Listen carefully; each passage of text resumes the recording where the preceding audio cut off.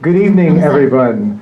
Thank you so much for being here tonight at the Bakersfield College Delano campus. My name is Oliver Rosales. I'm a professor of history here at Bakersfield College, and I have the pleasure of moderating this evening's book talk. First, though, I would like to welcome Abel Guzman, our director of the Bakersfield College Delano campus, to say a few words. Good afternoon. I'm just going to speak from up here. I don't want to take too much time. Welcome to the Bakersfield College Delano campus, and for those of you coming from outside of Delano, welcome to Delano. I myself am a born and raised product of Delano, so it's really exciting and an honor for me to be able to open the doors here for this event and welcome our guests, and thank Dr. Rosales for his work here and collaborating and coordinating these events for our community. So hope you enjoy the night, and again, welcome to the BC Delano campus. So the format for this evening's book talk is going to be very conversational, and is a first step in having a public conversation about this work. I would actually ask each panelist to maybe introduce themselves and explain briefly why you're here.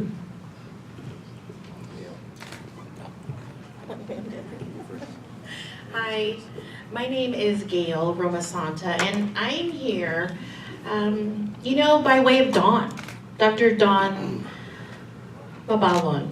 And it was in 2016. I just felt like calling her, and there was an urgent need for some reason to do a children's book.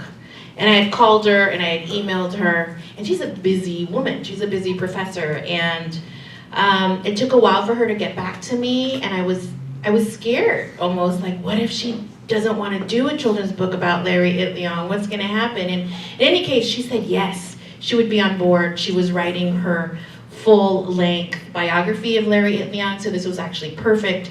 She was slated to deliver the full draft. Sometime late in 2018 and 2019. She had a publisher lined up, so it'd be perfect. And so we worked immediately on it, and we completed within 2 years or less than 2 years. And so I'm here as a co-writer of Journey for Justice, the life of Larry Itliong, and really a witness of seeing the documents that Dawn had and that she would send to me, that she would text to me, that we would talk about and really have these conversations about what's in this story, what do we leave out, what do we push forward, and really her mind. I mean, there's so much in there. There was so much more to have mined her for everything that she had. And unfortunately, I'm not sure if everyone knows at this time, that she passed away in August 2018, and I guess as the universe had it, she actually passed away. I woke her up that morning. I texted her, and we were finishing up the book. We had the hard copy. We had the hard copy that we got from the printers, and we were editing it, and it was finalized, and maybe Jesse can talk about Dawn in this way, but she was very meticulous and methodical, and so we had a checklist. This is what was going to happen this morning, and everything was done. I sent it off to the printer, and later on that day she passed. And so I'm really here. I just in great awe of Dawn's work and her research, and just as a shaper of the book and helping and writing it and pushing it in certain directions in a way that story and history can come together. And so I'm so honored to be here, and I'm so honored today. I went to the schools today and I met Larry Itliong's family, and it's very emotional today. And as a writer, a longtime writer, over 20 years, and an artist, many times your work isn't as redeeming as you wish it could be. You're usually left on a thank you budget,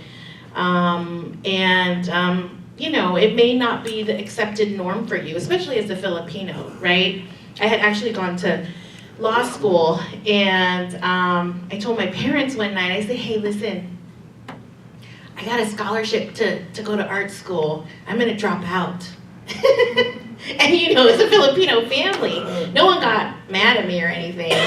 But you know, that was a risk for me to pursue art and not the traditional way of life that I could have, you know, another path. And so I think it's also a testament as to how do these, I'm here to talk about how are these stories formed. And I think it's really not following a regular path. I think you have to really stretch and find yourself sometimes organically in these places where this work happens and where you can create with like-minded people and kindred spirits. And that's why I'm here. It's to really talk about this work, to talk about Larry Itliong and the work we have to do as a community and the work that we are doing to further this and to really go out on tour, on a national tour. This is the kickoff of our national tour. We're going to visit some major universities throughout the United States, and we're taking the story of Delano, the community, and also Stockton. We're taking the story of Filipino Americans in American history, and we are going to do it, and hit or miss, we're going to share this story far and wide, as well as we can. So thank you.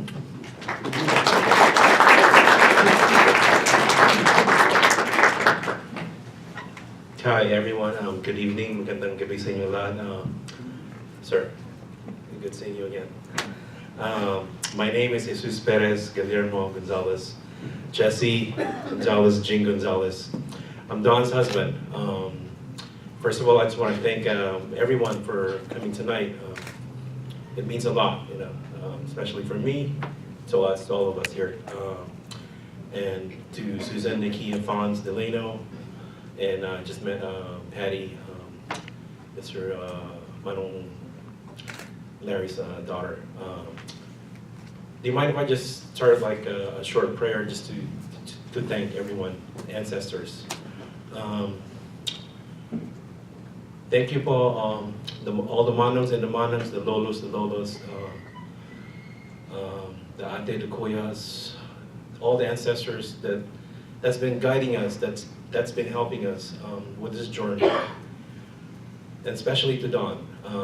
She's not an ancestor yet, but she will be. She will be, and she's been continuing to guide us and to help us with this project, and I do appreciate everyone's love and togetherness for this. Again, maraming salamat. I am here to support Dawn and Gayle and Andre. And I miss her and I love her so much. And this is the least that I can do to continue her legacy. I just remember Allison's eulogy on the day of the service. She said, like, Dawn can never be replaced, but you know, if we can help her out, we can continue what she has done. Take those millions of pieces or seeds from Dawn and run as far as you can. Go the farthest you can go, and plant that seed, so that for the next generation, you know, they would know about the history. You know, it's not only Dawn. Dawn is just somebody that we all know that we are close to our heart. But she's well known on what she has done, and we are so proud of her. And you know, for the tour, this is something that we're gonna do because, you know, it's coming from our heart. We speak from our heart. It's coming from our heart, and we are honest. And we love her. Okay. Next month, March, we will be in Seattle, and then New York, sometime in mid-May. So those are the only like cities and areas that's like confirming close to the dates, and you know, so on and so forth through the whole year. Again, thank you, Professor Rosales, for having us. Thank you for introducing yourself, Jesse and Gayle. And as a moderator, too, I wanted to explain why I'm here. So I'm a historian. I'm a historian of labor and civil rights in California. And one of my mentors was Dawn Mabalan. She chaired several panels at academic conferences that I had the privilege of sitting on. She was not only the leading Filipino-American historian in the United States, but she cared very deeply about the Central Valley, which is where a lot of my research is focused. And so Dawn, I still consider her a mentor. She was so good at public history, and when I heard about the publication of this book, I was so excited to not only assign the book in my classes, but to be a part of celebrating Filipino-American history and their contributions to labor and civil rights in the United States. So that's why I'm here. My next question, Gayle, I'm hoping we can talk a little bit about the genesis of the book in greater detail. And what I mean by this is why a children's book? How did this actually get published? What is Bridge and Delta Publishing? And also, too, for students who don't know, what is Assembly Bill 123? I will go over Assembly Bill 123. It was a bill that Rob Bonta, Alameda County Assembly member, he wrote 2013, 2014, and it was passed. Governor Jerry Brown signed it. And so what it does is that it creates policy, and it opened the door so that it is strongly suggested, they can't say that it's a mandate, but it's strongly suggested that when you talk about the farm labor movement, you must talk about Filipino Americans' contributions to the farm labor movement, and you must also talk about the other ethnicities that were part of the movement. So, and so when that passed, that was great, but it passed without funding. So you're trying to strongly suggest to the state of California, but it's the state of California strongly suggesting to its public schools that you must talk about this, you must talk about Filipino Americans. But only if there was a budget behind it, right? So that was the kind of little thing about AB 123. If we have a budget, we will talk about it, or we'll bring it up. But it's strongly suggested for our public schools that you need to do that. You need to talk about Filipino Americans and other ethnicities. And so that opened the door right there. So it's kind of a perfect storm.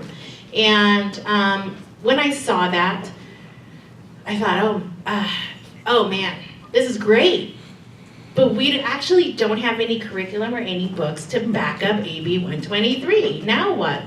And for me as a mom, I have 4 kids. They're running around somewhere here. And then I have my nephew and my niece running around here too. And we have a full family. And as our kids would come home with a paper that would say, here's a list of famous people.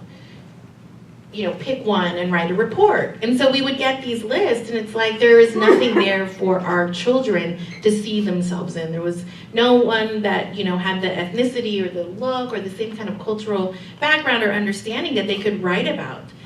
And I already went through that. I didn't want my kids to go through that, so I Googled looking for something for my daughter, someone to write about.